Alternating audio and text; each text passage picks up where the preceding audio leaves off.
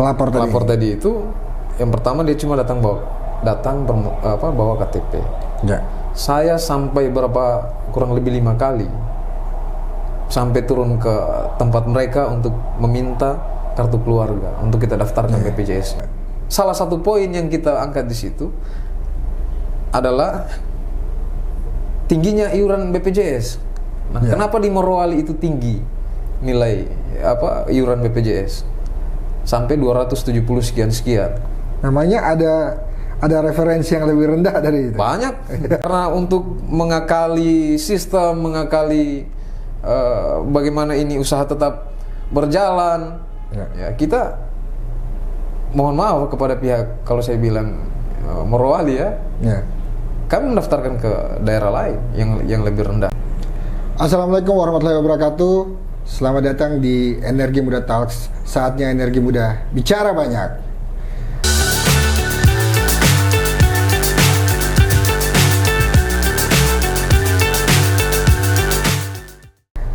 Kali ini eksklusif karena setelah hampir 2 minggu lebih kita tidak ada episode, tidak ada yang muncul. Nah, ini biasanya kita yang cari narasumber, tapi kali ini kita didatangi sama narasumber. Nah, ini sahabat saya, satu organisasi sama saya di HIPMI. Selamat datang Ketua Iswanto. Terima kasih. Bagaimana kabarnya? Alhamdulillah, baik. Ya, beliau ini salah satu pelaku usaha di bidang outsourcing yang sekarang lagi ramai di Kecamatan Bahodopi, karena dengan adanya industri investasi yang masuk tentu membuka peluang di banyak sekali bidang usaha, salah satunya itu di bidang outsourcing. Nah, mungkin untuk awal bisa diceritakan kira-kira pelaku usaha outsourcing ini prosesnya seperti apa dalam menjalani usahanya, mulai dari bagaimana merekrut karyawannya, kemudian kerjasamanya dengan pihak kontraktornya atau industri yang adanya. Mungkin bisa diceritakan Ketua Iswanto. Baik, terima kasih banyak atas waktunya ini, Tum. Mungkin di sini kesempatan untuk saya bicara banyak. Siap. Sesuai dengan pembukaan tadi. Saatnya Energi Muda bicara banyak. Iya. Nah, jadi siap 2 jam berarti ya. Yang disampaikan Tom tadi bahwa saya salah satu pelaku usaha outsourcing. Nah, sebenarnya sebelum kita bicara outsourcing, kita mau cek dulu sebenarnya yang ada di Bahodopi ini bentuk perusahaannya, perizinannya apa sebenarnya. Ini dulu sebenarnya yang harus di-clearkan, karena dalam penerapannya di lapangan kita melihat bahwa mau disebut outsourcing bukan, mau disebut LPTKS bukan, mau disebut juga jasa konstruksi juga bukan. Bedanya sebenarnya apa, Ketua? Nah, jadi kalau secara perizinan memang di dalam usaha jasa tenaga kerja ada beberapa KBLI. Ya. Kalau LPTKS itu 78101. Nah, LPTKS ini dia hanya merekrut tenaga kerja, lalu kemudian dia berikan ke pengguna. Ya. Jadi dalam prosesnya dia tidak mengurusi persoalan gaji, tidak mengurusi persoalan karyawannya, antar jemput dan lain sebagainya. Itu bukan urusan LPTKS, hanya proses rekrutmen saja. Bedanya dengan outsourcing ini mengelola semuanya. Mulai dari proses rekrutmen, antar jemput, bahkan sampai dengan penggajian, ini dikelola oleh outsourcing. Nah, ini 2 hal yang berbeda sebenarnya. Nah, namun kebanyakan kita khususnya di Bahodopi, bahkan saya bilang di Morowali, salah persepsi. Kebanyakan bahkan di depan-depan dengan kantor itu ditulis LPTKS, padahal sebenarnya kalau kita mau cek itu outsourcing. Outsourcing semuanya. Outsourcing semuanya. Dan sudah kita cek kemarin kalau LPTKS itu hanya ada beberapa di Morowali. Betul. Kurang lebih kalau tidak salah hanya ada 4. Nah, kembali lagi kita ke soal outsourcing ini. Setelah kita masuk ke lapangan, penerapan di lapangan ini juga bingung juga kita, ini mau disebut outsourcing atau bukan. Apa yang buat bingung? Sistemnya. Karena kalau kita bicara aturan outsourcing itu jelas secara aturan undang-undang. Nah, tapi kami melihat dalam sistem yang ada, proses yang ada, ini banyak yang tidak sesuai dengan outsourcing itu sendiri. Bisa disampaikan kira-kira apa yang pertama, ketika kita bicara outsourcing, proses rekrutmen itu jelas. Kita tahu perusahaan pengguna jasa mengajukan permohonan kepada kepada perusahaan outsourcing untuk meminta pengguna jasanya ini si kontraktornya, investasi asing kalau saya sebut. Nah, kami melihat proses di lapangan ini tidak banyak yang belum sesuai dengan seharusnya outsourcing itu sendiri. Karena memang sejak awal kalau kita cek memang banyak yang tidak sesuai. Apa? Mungkin bisa dijelaskan? Kan ini terbuka saja kan? Kira-kira karena apakah ini yang kemudian menjadi, kalau memang dianggap sebagai sumber permasalahan teman-teman, ini kan mudah-mudahan bisa kemudian disuarakan juga nantinya. Baik. Nah, kira-kira apa yang kemudian menjadi kendala dari teman-teman pelaku usaha outsourcing ini yang dianggap tadi bahwa ada yang tidak sesuai dan harusnya idealnya seperti apa? Kalau menurut pandangan ketua. Nah, yang menurut kami tidak sesuai itu bahwa kalau kita bicara soal outsourcing ini ada ketentuannya. Payung hukumnya jelas ya? Jelas dalam aturan undang-undang ketenagakerjaan itu jelas outsourcing seperti apa. Dia harus ada kontrak kerja.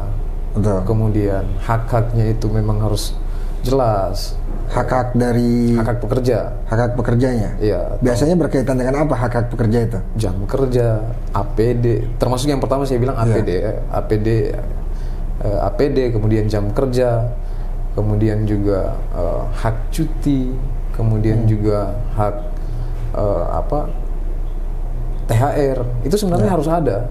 Kalau kita bicara yang seharusnya ya. Pada saat berkontrak dengan kontraktornya. Nah, itu dia. Itu tapi ada kontrak atau tidak? Kalau antara si pelaku outsourcingnya, si perusahaan outsourcingnya dengan kontraktor yang ada di kawasan, itu ada kontrak atau tidak? Kontrak ada, tapi kebanyakan yang saya temukan, saya tidak bicara yang lain ya, tidak ada jangka waktu kontrak. Jadi isi di dalam kontrak itu hanya apa kalau begitu? Hanya nilai kontrak. Kalau kita bicara soal nilai kontrak, kemudian sebenarnya di nilai kontrak itu ada dijelaskan juga terkait persoalan A, B, C, D misalnya THR dan lain sebagainya. Tapi kami melihat nilai itu tidak menghitung, kalau menurut kami tidak rasional dengan ini. Tidak sesuai dengan semua tanggungan yang harus ditanggung oleh perusahaan outsourcing. Maka sebenarnya kalau menurut kita diselesaikan dulu antara kontrak kita dengan pihak user, baru kita bicara kontrak antara perusahaan jasa tenaga kerja ke pekerja. Karena ini akan mengikuti. Nah, tapi maksudnya dalam tahap ini yang namanya B2B juga ya.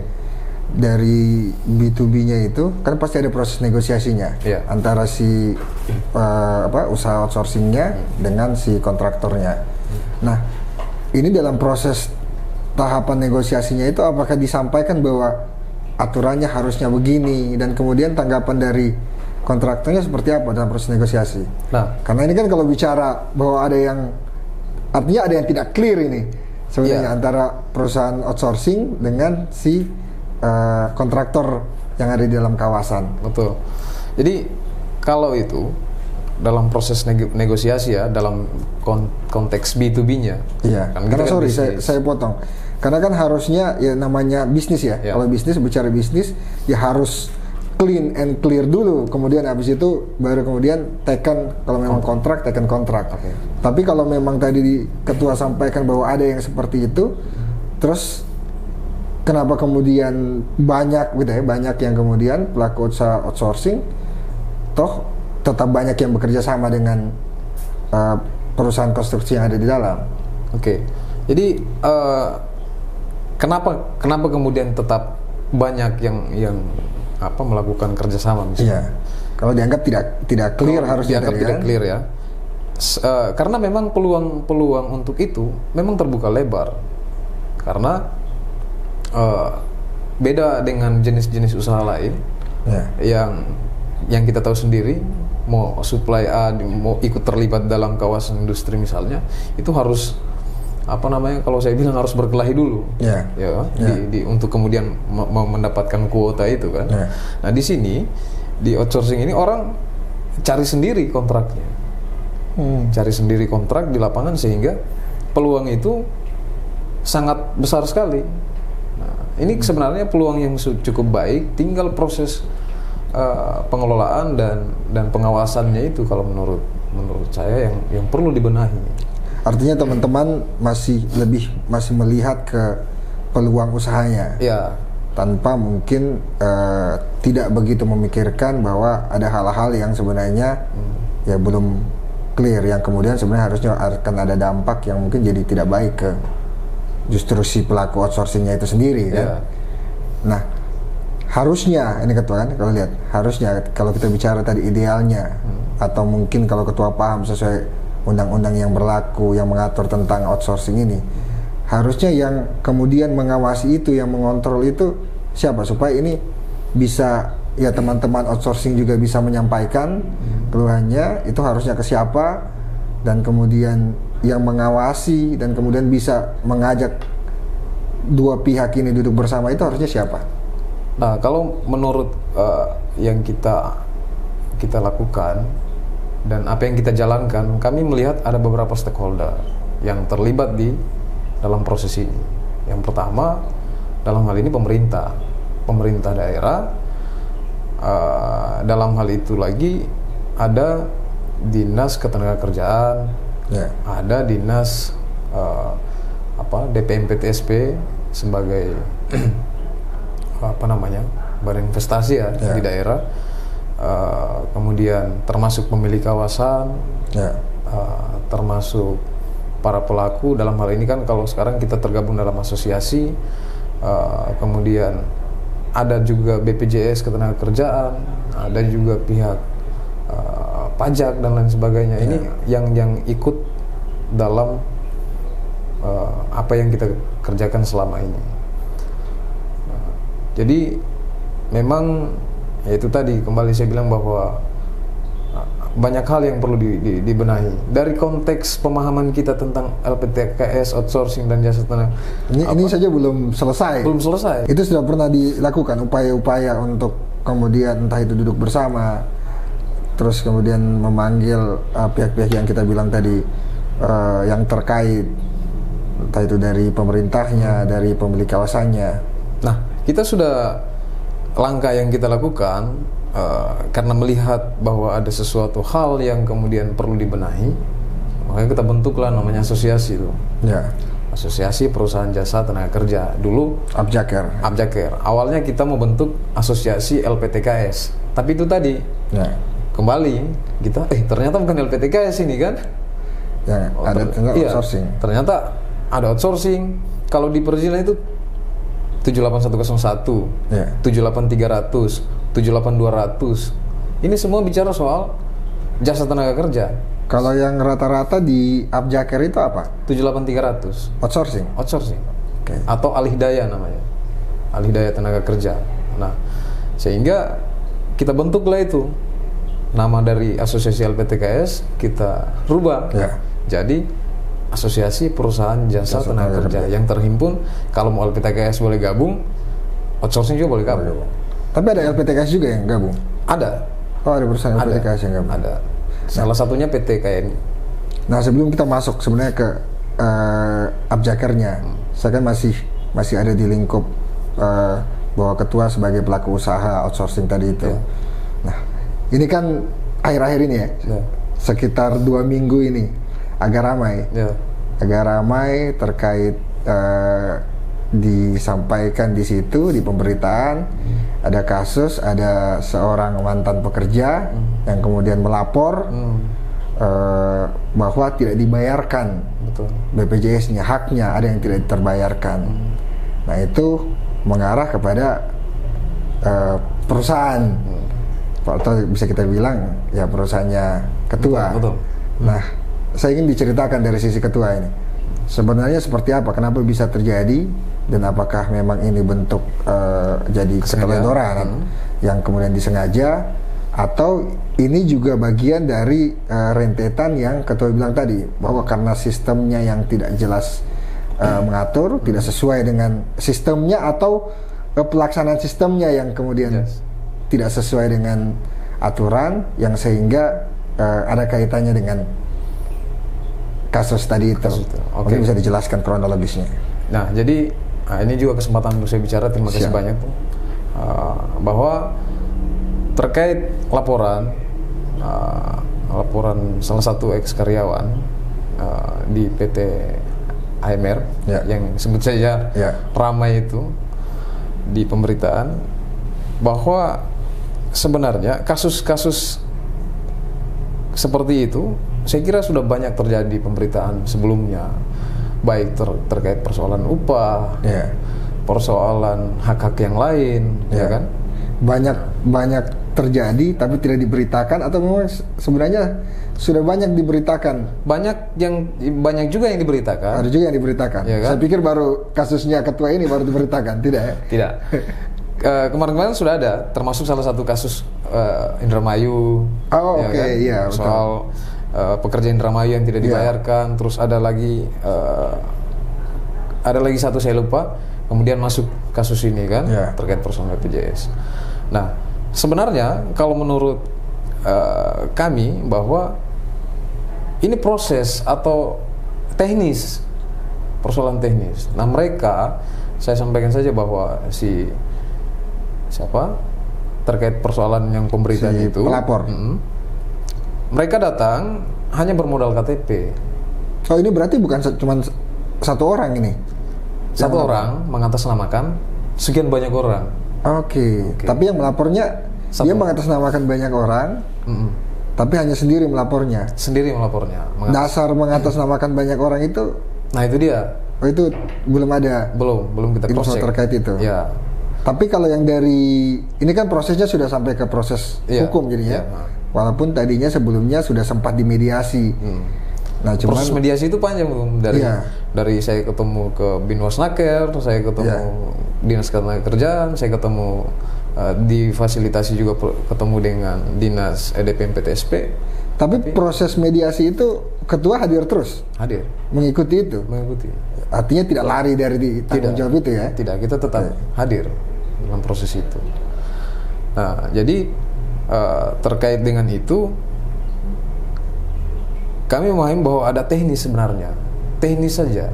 Ini persoalan teknis yang juga bagian daripada rentetan yang saya sampaikan di awal tadi, persoalan sistem itu. Kenapa demikian? Karena proses, anggaplah misalnya sistem rekrutmen, di mana pihak kontraktor tidak memahami proses rekrutmen ini. Harus cepat dipenuhi. Biasanya tuh minta pagi, siang sudah harus masuk. Nah, ini kan proses yang tidak proses yang tidak teknis, yang tidak baik, ya kan? Nah, bagaimana kita mau siapkan administrasi? Betul. Masuk persoalan ID card jadi persoalan. Nah, kita begini, di satu sisi pihak kawasan meminta kita untuk membuat ID card sebelum masuk. Di sisi lain, pihak Cina minta kita masuk cepat. Nah, sementara proses ID card ini ada proses kan?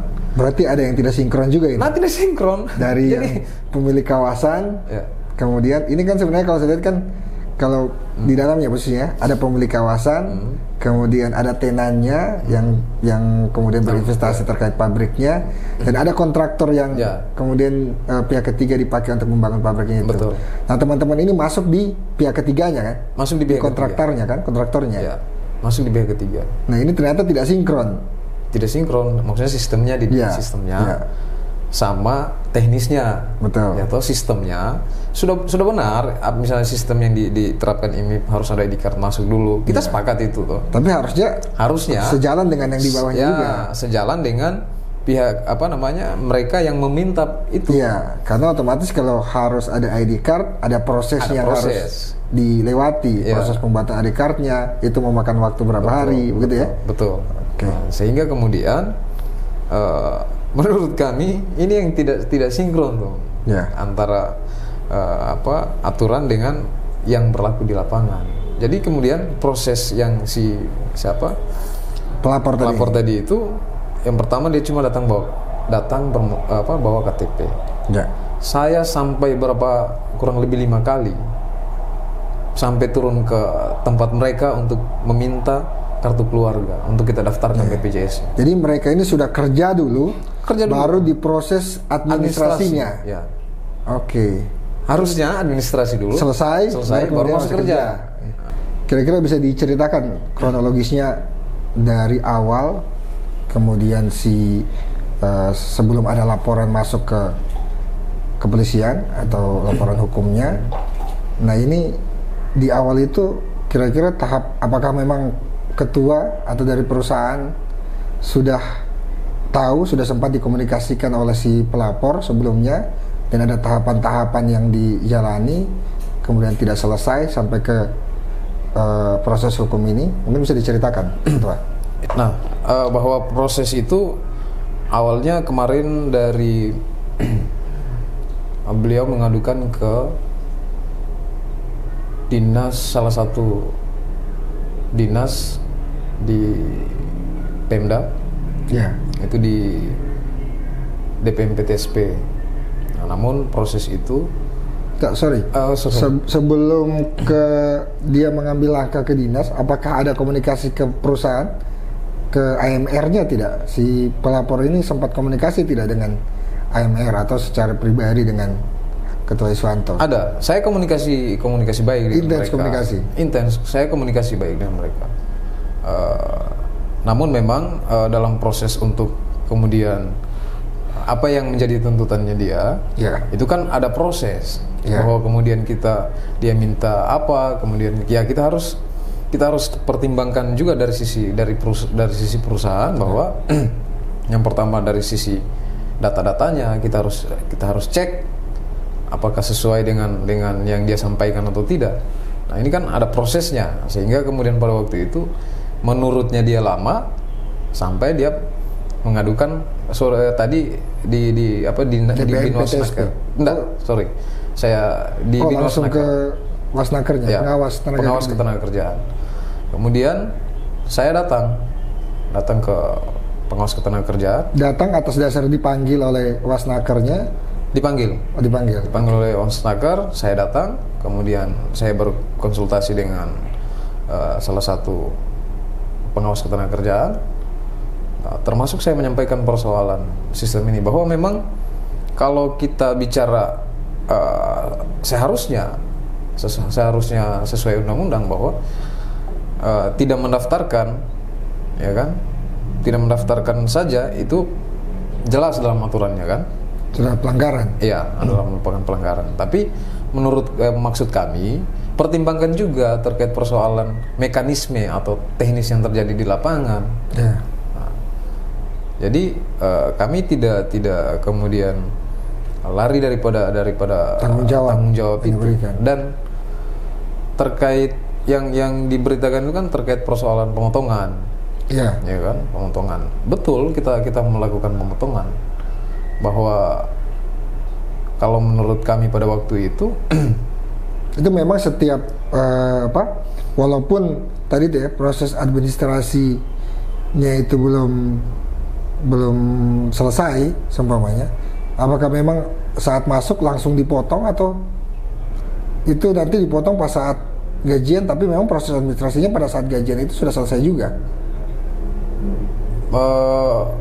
Pada saat, jadi begini, ada semacam surat pernyataan yang kita buat untuk calon karyawan, yang di situ sebenarnya lalu itu memuat 3 bulan bekerja baru kemudian didaftarkan. Tapi kan kita insiden ini tidak menunggu 3 bulan. Betul. Bisa saja terjadi hari ini dia masuk, bisa saja terjadi besok. Betul. Nah, dengan sistem tadi yang saya sampaikan di awal tadi, nilai yang tidak mempertimbangkan semuanya. Iya. Nah, kita mau ambil di mana tuh ketika misalnya terjadi itu? Jadi sebelum 3 bulan itu, kalau seandainya ada kecelakaan tidak diminta, ada kecelakaan kerja, itu tetap di cover sama, ya maksudnya menjadi tanggung jawab perusahaan outsourcingnya, atau dibebankan kembali tanggung jawab kita dong. Iya, menjadi tanggung jawab perusahaan outsourcingnya. Padahal belum didaftarkan. Itu jadi tanggung jawab kita. Nah, jadi berarti jadi resiko perusahaan. Jadi memang apa ya, kalau itu kita sengaja tidak daftar kemudian dengan tujuan penipuan yang dituduhkan ke kita, itu kebodohan yang luar biasa menurut saya. Karena resiko yang kita harus hadapi tidak mendaftarkan, itu resikonya lebih besar dibanding kita cuma mau ambil uang orang gitu. Betul. Ya kan? Nah, jadi itu menurutku perlu di cross check lah untuk kemudian membuat statement bahwa kita melakukan tindakan penipuan. Iya, karena yang muncul di berita seperti itu. Iya. Ada tindakan dianggap penipuan. Karena sejak tidak terdaftarnya pun begini kita dalam mempekerjakan orang dengan tidak terdaftar. Nah, tapi kan itu lagi-lagi saya bilang sistem proses teknis di lapangan yang menurut kami itu mempengaruhi semuanya. Iya. Yang pertama, mereka datang cuma bermodal KTP, ya kan? Dibutuhkan kartu keluarga untuk mendaftarkan. Lalu kemudian pada saat proses kita mau daftarkan, saya sampai kurang lebih 5 kali datang ke mereka, minta, kalau HP saya masih yang lama, itu ada semua bukti-buktinya, saya meminta kartu keluarga untuk kemudian cepat kita daftarkan. Saya turun ke tempat mereka, ke mes mereka itu sampai 5 kali minta kartu keluarga cepat untuk kita daftarkan.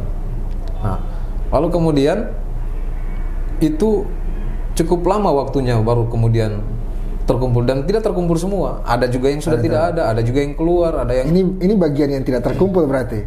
Yang lapor ini apakah terkumpul berkasnya, atau memang dia pada waktu itu tidak terkumpul juga berkasnya? Nah, itu dia yang kita mau cek dulu. Oh, belum sempat dicek. Secara data-data ininya kan? Iya. Karena saya ingat sekali, kurang lebih 5 kali saya datang sampai saya turun ke tempatnya mereka. Kalau mereka masih ingat, saya sampaikan mana kartu keluarganya supaya cepat. Karena begini, kita takut juga kita mempekerjakan orang. Betul. Dengan tidak ada jaminan. Iya, karena cuma berdasarkan surat pernyataan saja kan? Iya. Berarti teman-teman outsourcing dengan si pekerjanya ini tidak ada kontrak juga kan? Kenapa kemudian harus didaftarkan? Banyak teman-teman outsourcing yang juga memperlakukan seperti itu. Didaftarkan setelah 3 bulan. Kenapa demikian? Nah, itu karena proses atau status karyawan itu yang tidak tetap. Ada yang baru 1 minggu sudah keluar. Ya.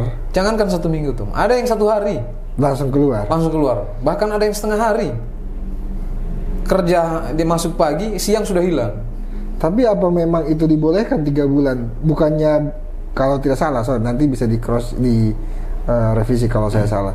Apakah bukannya harusnya ketika kerja harusnya sudah langsung didaftarkan ya? Bukannya?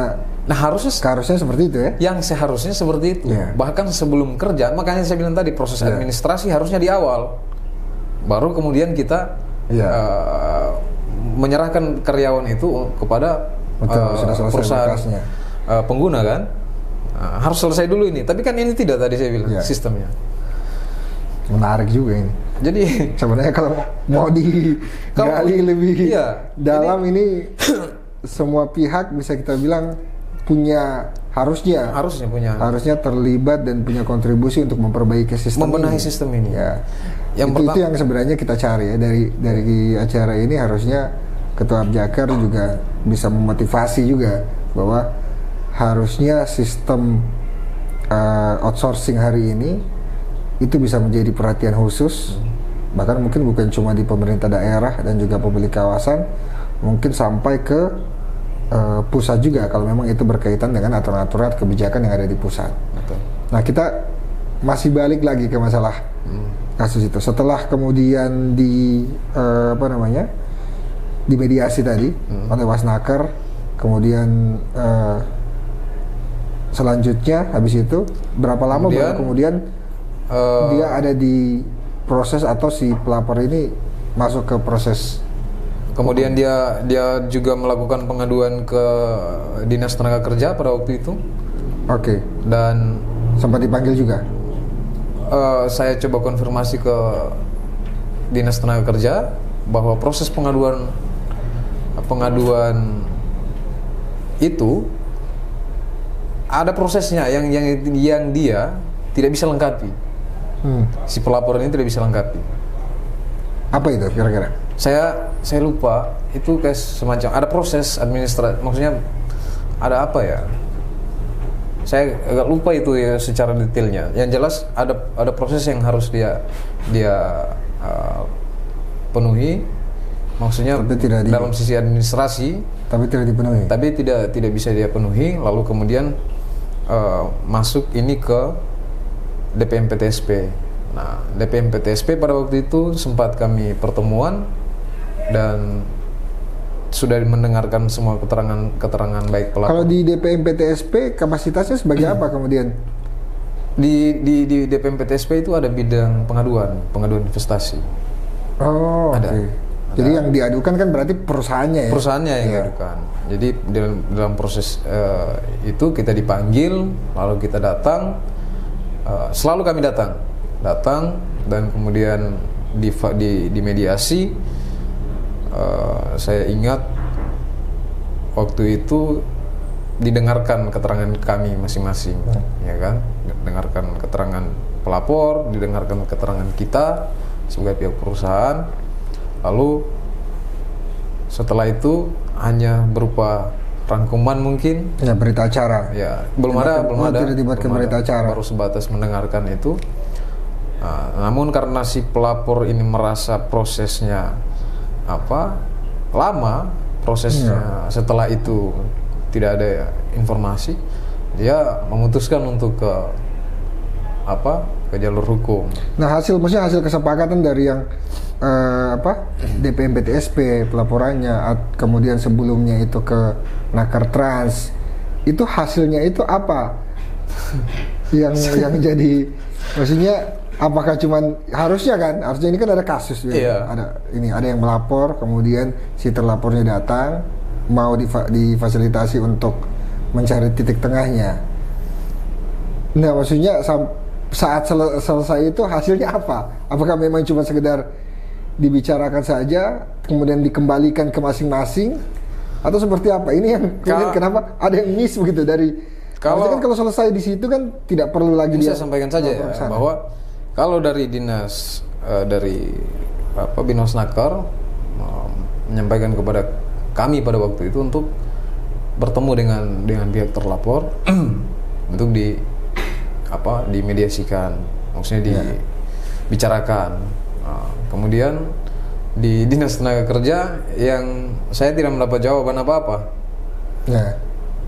Jawabannya hanya bahwa ada proses, harus ada mekanisme yang si pelapor itu kemudian laporannya bisa ditindaklanjut.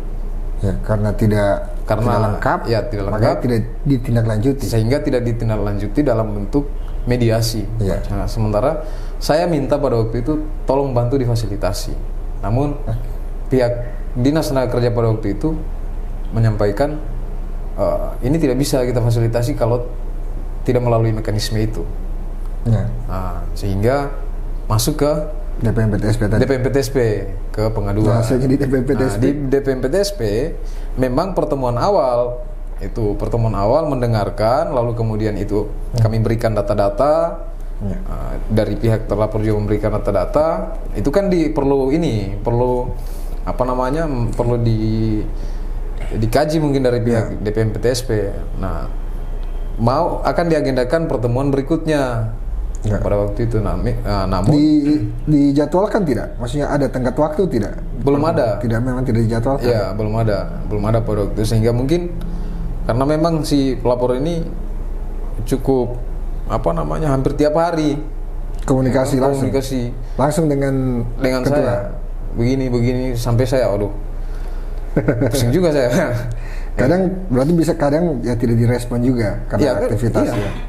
Kadang saya tidak respon dan lain sebagainya, karena kan ya kita ada banyak aktivitas juga toh. Bukan berarti kita mengabaikan, tapi kita menunggu proses tadi itu. Kita menunggu proses dari pihak dari DPM PTSP bagaimana selanjutnya. Nah, kalau tuntutannya si pelapor sebenarnya apa?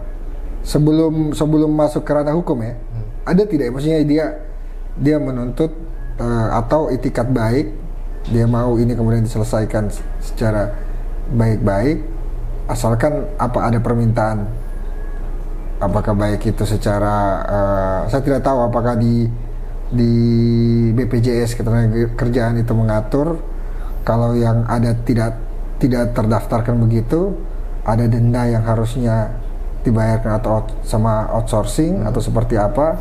Kemudian itu yang dia minta oleh si pelapor sebelum lapor ke kepolisian ya, atau ada dikembalikan ke antara si pekerja dan juga si pelaku usaha untuk menyelesaikannya sendiri. Ya, artinya sebenarnya dikembalikan bagaimana supaya pihak perusahaan bertemu dengan si mantan karyawan ini. Ya, si ex karyawan ini untuk kemudian diselesaikan. Ya. Nah, ada tidak permintaan dari si ex karyawan ini atau si? Ada. Dia mengajukan berdasarkan data. Oke. Berdasarkan datanya dia. Ya. Ya kan? Kalau mau disebut nominalnya pun tidak ada masalah. Nah, cukup besar. Ya kan? Kalau berdasarkan dia, saya bilang ya tunggu dulu. Kita harus cross check juga. Data kita harus sesuaikan ini data ini. Data sekian ya kita sesuaikan. Kita harus. Nah, kalau memang kita mau ini prosesnya pasti panjang kan? Ya, lama. Ya. Jadi sampai pada waktu itu kita bilang kira-kira bagaimana solusinya, ya kan? Dia masih bertahan di itu. Maksudnya dengan sesuai dengan datanya. Sesuai dengan datanya. Permintaannya. Ya. Lalu kemudian kita bicara turun tapi masih besar menurut kami. Otomatis belum ada titik temu di situ. Belum ada titik temu. Kemudian si ex karyawan ini melanjutkan laporannya ke pihak kepolisian. Betul. Nah, sekarang proses yang berjalan gitu. Artinya kan ini laporannya sudah lumayan lama juga.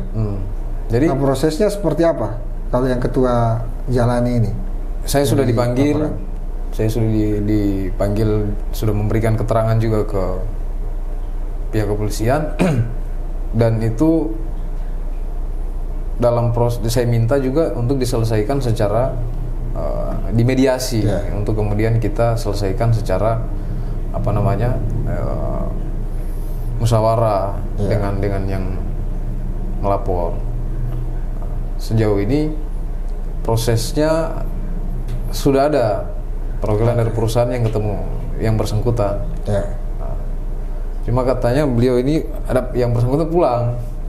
Oh, tapi sempat ketemu? Sudah ada dari perwakilan perusahaan yang ketemu. Nah, ini sudah dalam proses penyelesaian sebenarnya. Nah, di tahap hukumnya ini berarti masih menunggu hasil dari mediasi tadi itu. Tidak diberi tenggat waktu juga. Karena ini kan bergulir terus, pemberitaan bergulir terus proses hukumnya masih belum jelas kan? Betul. Arahnya mau kemana. Nah, ya kalau dari perspektif usahanya kan yang namanya usaha kan jadi tidak nyaman ketika menjalani proses yang seperti ini. Kira-kira dari perusahaan sendiri, dari AMR sendiri menyikapi ini, apa yang akan dilakukan oleh AMR supaya, ya saya tidak tahu apakah akan membiarkan saja kemudian berjalan sambil menunggu pertemuan tadi mungkin, atau ya ini kan sekarang malah sudah terbawa-bawa ke asosiasi yang sekarang ketua pegang atau sebagai ketua di sana. Nah ini kan, ini juga saya butuh tahu kalau memang bisa dijelaskan. Nah tanggapan dari teman-teman di organisasi Abjakarnya ini sendiri menyikapi pemberitaan ini itu seperti apa? Karena terakhir yang saya tahu ada juga salah satu dewan pengawas itu yang kemudian memberi pernyataan di salah satu media, sebenarnya tidak menyinggung Abjakarnya atau segala macamnya, malah 2 kali pemberitaan sebelumnya itu menyampaikan bahwa jangan Abjakar dibawa-bawa karena beliau bagian dari situ dan tidak ada kaitannya dengan Abjakar. Tapi yang di pemberitaan kedua ini lebih menjelaskan terkait kasus tersebut yang menyatakan bahwa secara hukum itu harusnya bisa dipidanakan ya. Kira-kira seperti itu bahasanya. Nah menyikapi itu ketua. Yang pertama terkait proses itu. Ini dalam proses penyelesaian kasusnya ya. Penyelesaian ke yang bersangkutan, dan itu sudah ada pertemuan salah satu perwakilan kita untuk bertemu yang bersangkutan, dan sebenarnya sudah ada pembicaraan juga. Tinggal menunggu karena katanya pulang kampung. Kemudian kita menunggu itu, lalu kemudian proses mediasi di pihak kepolisian. Itu satu. Kemudian yang kedua terkait apa tadi? Terkait Dewan Pengawas Abjakar yang ikut memberi pernyataan. Nah sebenarnya begini, asosiasi ini Abjakar ini hadir untuk kemudian paling tidak mendampingi anggota. Itu yang harus yang harus dipahami, bahwa sesalah-salahnya kalau memang benar salah, kemudian ini anggota itu tetap harus didampingi minimal. Kalau tidak dibela, didampingi lah misalnya, ya kan? Tidak kemudian langsung harus menjas kita atau menjas anggota siapapun nantinya yang kemudian dianggap melakukan pelanggaran. Tugas dan fungsi Abjakar itu adalah mendampingi minimal. Kalau tidak membela, mendampingi minimal saya bilang, ya kan? Kalau setahu saya kan, ya kalau saya juga di organisasi, kalau di beberapa organisasi entah itu partai politik ataupun organisasi lain yang punya legal formal yang ideal. Nah setiap anggota itu bahkan dicantumkan di ADRT. Setiap anggota yang kemudian terlibat permasalahan hukum itu biasanya mereka mempunyai hak kemudian untuk meminta pendampingan hukum lewat asosiasi atau lewat organisasi yang mereka punya. Dan itu lembaga itu atau si organisasi itu memang harusnya punya persiapan terhadap itu. Makanya kenapa di setiap organisasi itu biasanya ada bidang hukumnya masing-masing. Ya saya tidak tahu apakah di Abjakar ada RT-nya, ada yang mengatur terkait itu, dan apakah ada bidang hukum yang mengatur terkait itu. Ya harusnya ya itu mungkin di internalnya yang dibicarakan. Nah jadi itu saya bilang mungkin kalau seharusnya itu asosiasi itu hadir untuk minimal mendampingi. Apalagi ini kan simbol ini. Ini ketua ini kan simbol organisasi. Jadi aneh kemudian menurut saya kalau ada statement kemudian tiba-tiba yang katanya dari asosiasi mengatasnamakan asosiasi itu sendiri, tapi bicara soal menghakimi. Itu kan aneh kan? Harusnya asosiasi itu kalau saya bilang buruknya, sesalah-salahnya anggota tetap harus dibela. Iya kan? Artinya didampingi secara minimal, kalau saya bilang didampingi secara hukum. Terlepas nanti keputusan itu kan bukan si asosiasinya kemudian yang kemudian memutuskan. Proses hukum kan tetap berjalan. Nah nanti hasil keputusan proses hukum itu seperti apa, baru kemudian organisasi berembuk untuk kemudian menyikapi hasil keputusan hukumnya itu seperti apa. Saya ingat betul kasus Bahkan di HIPMI kan juga ada. Kemarin ketua umum kami kan yang sebelumnya Mardhani Haji Maming itu terlibat ada kemudian masalah kasus, tapi itu didampingi full oleh HIPMI-nya, kuasa hukum HIPMI-nya, sampai walaupun kemudian keputusan pengadilan bahwa memang bersalah ini, tapi mau organisasi betul-betul mendampingi sampai di proses itu. Ketika keputusannya kemudian salah, habis itu itu menjadi keputusan pengadilan. Betul. Tapi tidak menghilangkan hak anggota organisasi untuk mendapat pendampingan hukum. Nah, sepemahaman saya dalam organisasi seperti itu harusnya. Nah, minimal saya bilang mendampingi. Bukan kemudian kita menjudge ini salah. Kamu langsung salah. Apalagi kita belum cek, dan seharusnya teman-teman paham dengan kondisi apa yang terjadi yang sesuai yang di awal saya sampaikan. Karena tadi yang dialami oleh semua teman-teman sebenarnya mengalami juga. Itu. Tahu juga ya. Tahu juga dengan kondisi itu. Kenapa kemudian kita bentuk itu karena keresahan itu kan. Iya. Keresahan bersama terkait kondisi ini. Nah, ada tidak upaya untuk itu gitu. Artinya ini apakah memang karena tidak dikonsolidasikan di dalam organisasi begitu isu ini muncul, atau sekarang ini upayanya kira-kira apa dengan ya adanya pernyataan Dewan Pengawas? Nah, kita tidak tahu apakah nanti anggota juga ada yang kemudian membuat pernyataan. Bahkan sebenarnya dengan pemberitaan yang terus-terusan ada ini, tentu yang dibawa juga ada tetap terbawa abjakarnya. Ini kira-kira dari abjakar sendiri, kira-kira ada tahapan untuk rapat atau kemudian konsolidasi, kemudian akan ada pernyataan sikap secara kelembagaan dari abjakar menyikapi pemberitaan itu ada mengarah ke sana tidak gitu? Ya, jadi dari hasil komunikasi ke beberapa teman-teman bahwa kita akan melakukan diskusi terkait kondisi itu, di mana abjakar sudah diikutkan dalam pemberitaan itu, sehingga teman-teman tadi kita komunikasi untuk kita agendakan pertemuan, untuk kemudian bagaimana sikap kita, ya kan,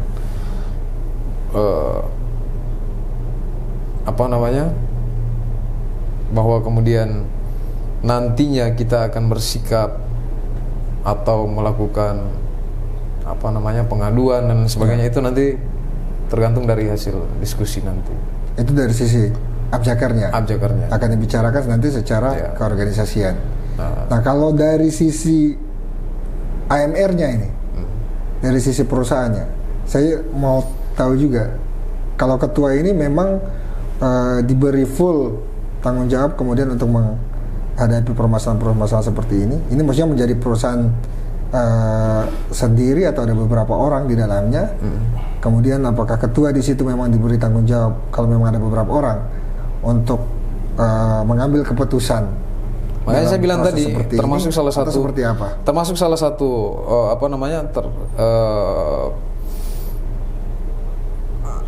data tadi itu kan tidak bisa saya putuskan. Harus ada keputusan bersama di semua teman-teman manajemen lah kalau saya bilang, yang kemudian harus baru kita bisa memutuskan oke, ini kita mau ganti atau seperti apa, kita mau kembalikan atau seperti apa. Nah, itu harus keputusan bersama, tidak kemudian saya harus memutuskan. Nah, tapi yang melakukan mediasi, ketemu dan lain sebagainya kan ketua yang kemudian diberi tanggung jawab untuk menghadapi itu. Dari kejadian ini ketua, ini kan kita masuk sudah ke akhir lah ya dari proses ini. Yang kita harapkan proses hukum ini cepat selesai. Tentu itu menjadi harapan kita. Namun ini kan sebenarnya kejadian yang tadi kita sebutkan bahwa sudah ada beberapa kejadian-kejadian sebelumnya yang terkait dengan permasalahan teman-teman pelaku usaha outsourcing. Nah, menurut ketua sendiri dari kejadian-kejadian ini harusnya seperti apa supaya tidak ada lagi kejadian yang seperti ini terulang lagi? Iya, jadi satu hal yang saya mau sampaikan juga bahwa yang pertama terkait kasus yang AMR. Sebelum saya bicara itu, terkait kasus AMR, harapan kita ini bisa selesai dan diselesaikan secara musyawarah dengan yang bersangkutan. Harapan kita bisa segera selesai. Kemudian yang kedua terkait persoalan harapan apa? Banyak kasus yang terjadi bahwa tidak terlepas daripada proses yang kita cerita dari sejak awal, bahwa ada mekanisme, ada ketidakpahaman, ada teknis yang tidak sesuai dengan teori dan lain sebagainya. Yang menurut kami bahwa ini harus peran semua pihak. Nah, sehingga kemudian untuk berbicara, untuk duduk bersama, kira-kira seperti apa baiknya supaya kita juga berusaha, teman-teman berusaha ini enak gitu. Jadi tidak kalau sekarang kita jadi simalakama jadinya. Kita membuat sesuai dengan ini. Di sisi lain kita mempertahankan bagaimana tetap berjalan. Bagaimana ada puluhan orang juga yang harus kita pertahankan tetap kerja. Ya kan? Jadi harapannya sistem seperti apa yang harusnya? Nah, sebenarnya kita sudah ada mungkin bisa ditunjukkan, ada surat yang kita kita sudah buat. Ini atas nama lembaga ya, atas nama Abjaker, asosiasi ya? Menyikapi daripada persoalan-persoalan yang terjadi. Karena menurut kami bukan cuma hanya satu persoalan, karena kemarin sudah banyak persoalan, sehingga ini perlu untuk kemudian ditindaklanjut. Nah, di sini ada beberapa poin yang sebenarnya jadi catatan kita. Ini lebih pada titik persoalannya. Yang pertama, menurut kami itu banyaknya perusahaan jasa tenaga kerja yang kemudian beroperasi khususnya karena yang lagi ramai kan sekarang di PT IMIM. Nah, bisa jadi ke depan di tempat-tempat lain kan, bisa jadi tempat-tempat lain. Nah, khususnya yang di kawasan ini mengakibatkan persaingan bisnis yang tidak sehat karena kurangnya pengawasan dan kontrol oleh pihak-pihak terkait. Khususnya kalau menurut kami pemerintah harus berperan penting. Pemerintah daerah dalam hal ini juga kalau misalnya ini perlu untuk pemerintah pusat, ya perlu juga menurut kami, karena ini berkaitan dengan investasi. Pemerintah daerah dan termasuk adalah pihak kawasan, pemilik kawasan, siapapun, apakah PT IMIP ataupun misalnya ke depan di tempat lain. Nah, kalau menurut kami, kalau misalnya hal ini tidak menjadi perhatian, ini bisa berdampak pada nilai kontrak yang itu semakin rendah, dan ini sudah terjadi kan? Sudah terjadi. Jadi ketika misalnya nilai kontrak semakin rendah, ya otomatis dia akan berpengaruh kepada kesejahteraan dan hak pekerja. Karena memang pure bisnisnya ke tenaga kerja. Nah, sehingga ini menurut kami harus ada harus diperhatikan dengan baik untuk kemudian melakukan pembenahan. Kemudian yang kedua, penerapan aturan undang-undang ketenagakerjaan di pihak kontraktor asingnya harus paham undang-undang ketenagakerjaan. Salah satunya terkait 9 jam kerja itu masih ada kita dapatkan. Nah, kemudian ada tidak adanya menurut kami tidak ada perhatian serius untuk melakukan penertiban. Itu tadi saya bilang. Untuk perhatian seriusnya dari siapa? Ini Abjaker butuh perhatian serius dari pemerintah. Karena mungkin ini satu hal yang belum saya sampaikan tadi, bahwa sejak terbentuknya Abjaker itu kita sudah melakukan berbagai upaya. Sudah ke Dinas Tenaga Kerja, sudah ke semua pihak kalau saya bilang. Bahkan ke DPR, kita sampai ke DPR melakukan RDP. Salah satu poin yang kita angkat di situ adalah tingginya iuran BPJS. Nah, kenapa di Morowali itu tinggi nilai iuran BPJS sampai 270 sekian. Namanya ada referensi yang lebih rendah dari itu. Banyak. Ini butuh dikaji juga berarti ya. Banyak. Sehingga pada waktu kita RDP itu, salah satu poin kita itu membahas tentang iuran, dan pada waktu itu kesimpulannya pihak DPR akan memanggil pihak BPJS. Nah, saya tidak tahu hasilnya sampai hari ini. Belum ada panggilan itu. Belum ada hasilnya sampai hari ini. Harusnya kalau dipanggil BPJS kan harusnya Abjaker juga sebagai ini paling tidak kita sudah tahu hasilnya kan? Atau disampaikan ke kita, karena kita pada waktu itu yang menyampaikan aspirasi itu. Sampai hari ini belum ada. Mungkin tunggu yang DPR selanjutnya. Ya, bisa jadi ya. Nah, tingginya iuran BPJS salah satunya. Kenapa di daerah lain rendah? Dan kebanyakan teman-teman hari ini, mohon maaf ya, kita harus, karena untuk mengakali sistem, mengakali bagaimana ini usaha tetap berjalan, ya kita mohon maaf kepada pihak, kalau saya bilang Morowali ya, kami mendaftarkan ke daerah lain yang lebih rendah. Pada akhirnya sekarang kebanyakan teman-teman mendaftarkan di daerah lain. Karena kenapa? BPJS hari ini masih menerapkan iuran berdasarkan UMSK. BPJS yang ada di Morowali? Di Morowali. BPJS Morowali menerapkan iuran BPJS berdasarkan UMSK. Nah, sementara kita tahu UMSK sudah tidak berlaku kan? Kemudian, itu satu. Kemudian kita diwajibkan 3 program. Yang seharusnya cukup 2 program untuk outsourcing seperti kita ini. Dan di tempat lain di luar pekerja Morowali, harian ya, pekerja harian seperti kita ini. Dan di Morowali memang betul bisa 2 program sudah didaftarkan, itu sudah. Di luar Morowali ada yang mendaftarkan 2 program. Ada yang iurannya lebih rendah. Nah, ini kan problem juga salah satunya. Nah, sehingga kita membutuhkan perhatian serius dari pemerintah untuk melakukan pembenahan, salah satunya ya termasuk persoalan itu. Kemudian menurut kami tidak ada sosialisasi pemerintah dalam hal undang-undang ketenagakerjaan, yaitu tadi berkaitan dengan undang-undang kalau saya kira aturan rekrutmen jelas, jam kerja dan lain sebagainya, itu jelas. Kemudian termasuk komitmen ketetapan waktu pembayaran. Karena ini berpengaruh terhadap pembayaran upah. Jadi dia sudah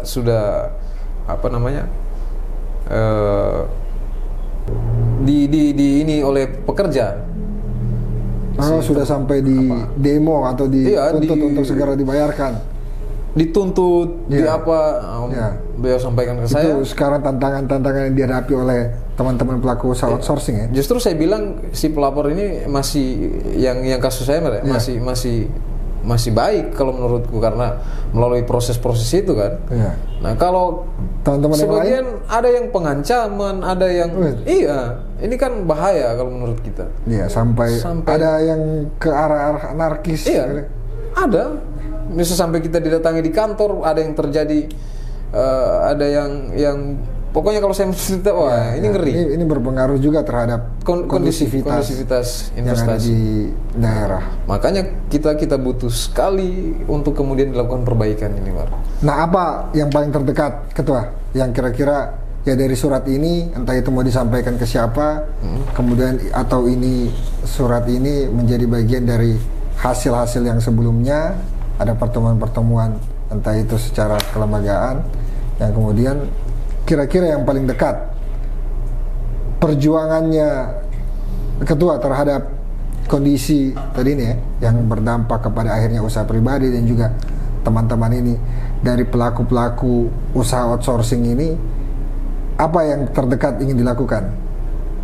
Yang pertama tadi itu kita akan dari sisi abjakernya. Ya, kita akan melakukan pertemuan terkait persoalan bagaimana tindak lanjut terkait persoalan perjuangan kita.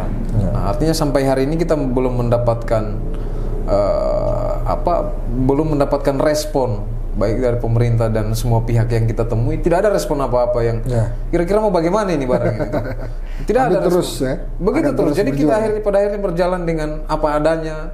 Ya, kalau misalnya saya sempat bilang ke teman-teman, kalau misalnya teman-teman perusahaan diindikasi melakukan pelanggaran, ya mau bagaimana? Kita sudah melakukan perjuangan dan lain sebagainya, menuntut ke mana-mana, sampai hari ini belum ada tindakan apa-apa. Kemudian yang kedua, kita akan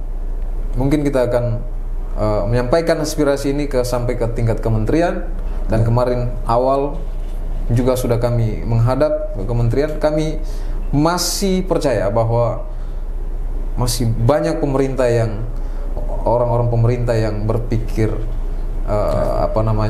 baik untuk kebaikan bersama ini. Nah, harapan kita itu tuh bahwa ini perlu dilakukan pembenahan.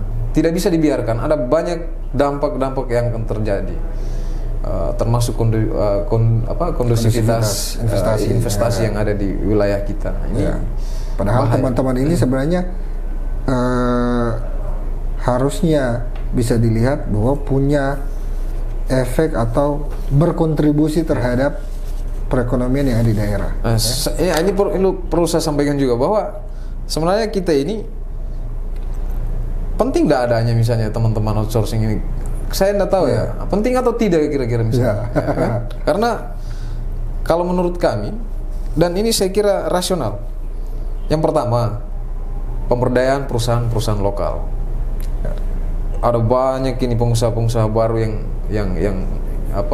yang bergerak di bidang ini, termasuk anak-anak muda yang dulunya tidak punya aktivitas, lalu kemudian ada terbuka peluang itu, masuklah ke dunia itu. Tapi ternyata setelah dia masuk, pusing juga dia. Bisa dilihat pengurus HIPMI juga ada beberapa. Masuk ke sana dan sebagainya. Nah, nanti masuk di dalam baru tahu, pusing juga ternyata ini urusan ini ya. Dari luar enak dilihat. Kemudian yang kedua, itu tadi lahirnya pengusaha-pengusaha kan, pengusaha muda. Kemudian perlu diingat bahwa kita ini mempekerjakan orang, walaupun tadi saya bilang ada banyak permasalahan karena ya persoalan sistem itu kan. Tapi secara kalau dilihat dari sisi positifnya, ya teman-teman ini juga menjadi membuka lapangan kerja untuk membuka puluhan ribu masyarakat lapangan kerja dan kesempatan bukan cuma kerja. Masyarakat Morowali ya. Iya, bahkan dari luar.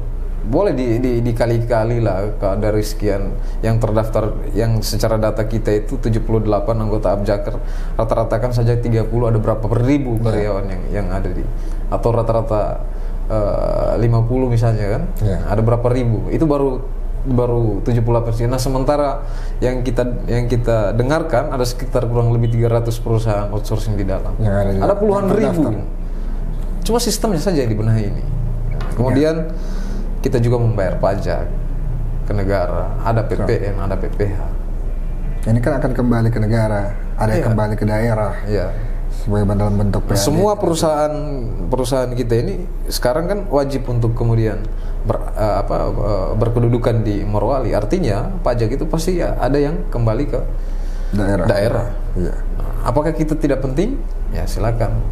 Ditambah lagi sebenarnya kalau saya mau tambahkan, dari sekian banyak pekerja itu ya kemudian harusnya berefek terhadap daya beli yang ada di entah itu Kecamatan Bahodopi bahkan Kabupaten Morowali. Karena dengan dia mendapatkan pekerjaan, dia mendapat gaji, otomatis dia bisa belanja di kios-kios yang ada. Pasti. Nah, itu jadi dalam perputaran uang yang ada itu juga punya lingkungan, punya efek. Iya.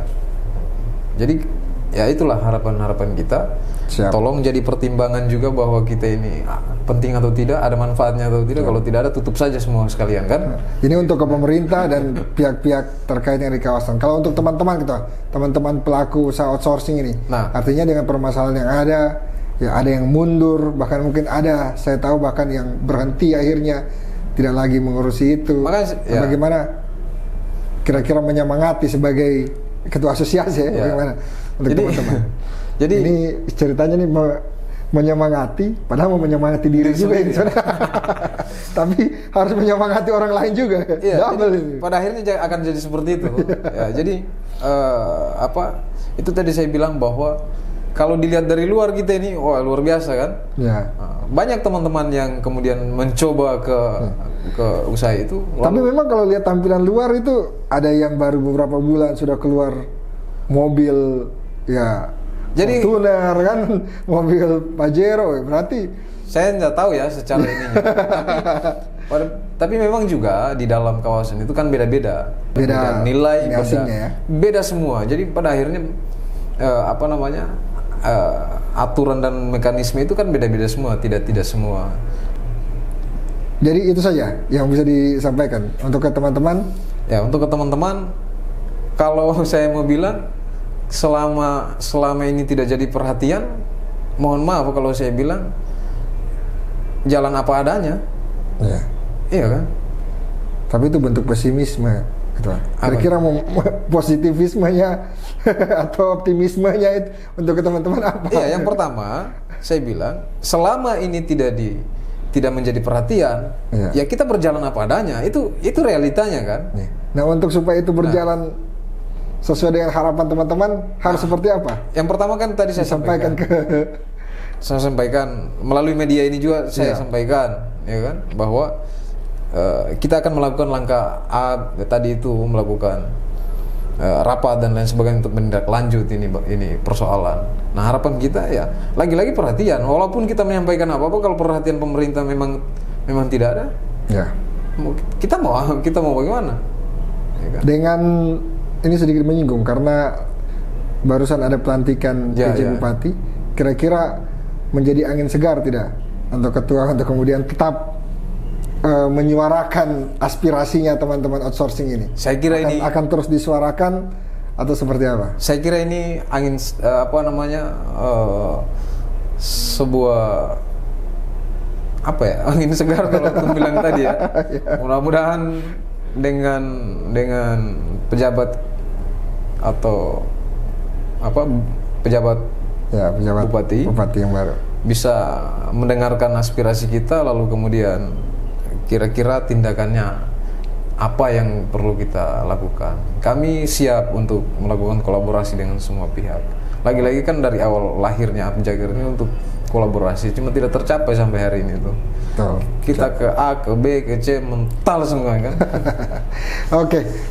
Saya pikir terima kasih Ketua sudah menyampaikan, sudah berbincang-bincang di Energi Muda Talks, dan tentu apa yang tadi disampaikan ini kita harapkan ada titik temu dan bisa menjadi juga pelajaran untuk pelaku-pelaku usaha outsourcing yang ada, sehingga bisa memberi dampak yang lebih positif kepada perekonomian yang ada di Kabupaten Morowali.